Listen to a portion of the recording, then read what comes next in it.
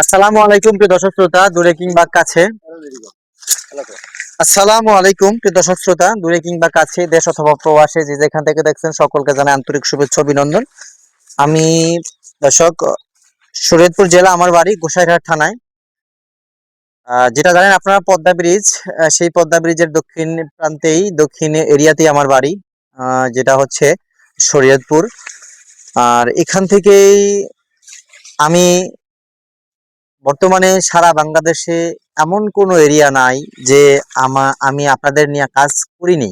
বিশেষ করে আমি খামারি ভাইদের নিয়ে কাজ করে থাকি।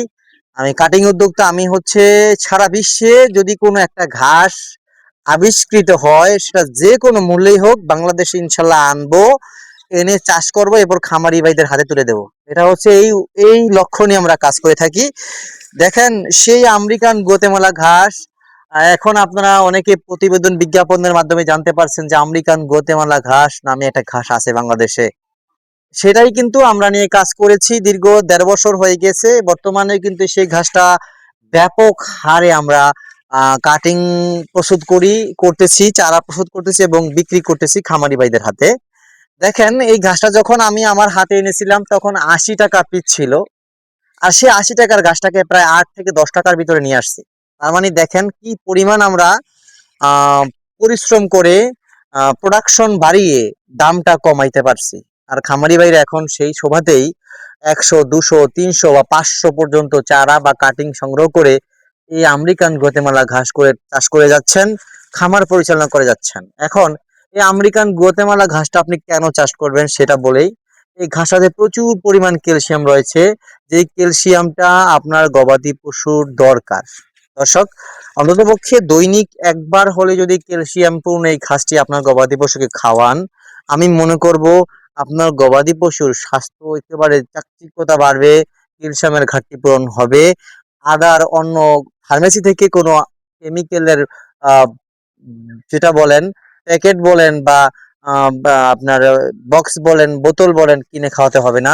যথেষ্ট পরিমাণ কেমিক্যাল কিন্তু এই ঘাসটাতে, ক্যালসিয়াম কিন্তু এই ঘাসটাতে রয়েছে।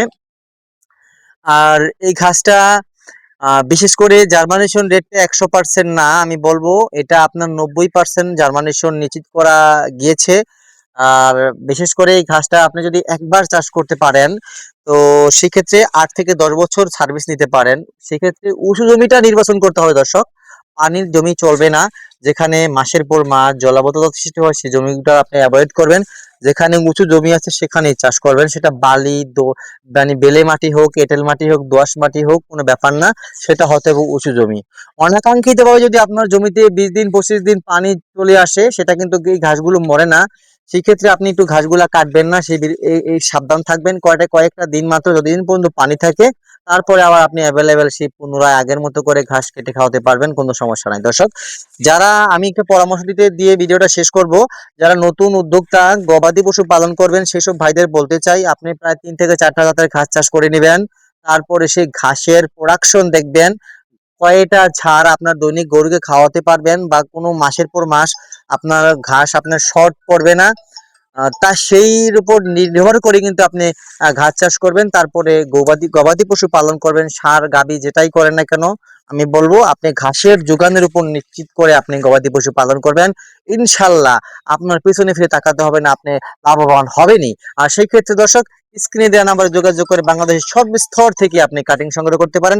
সকলকে ধন্যবাদ।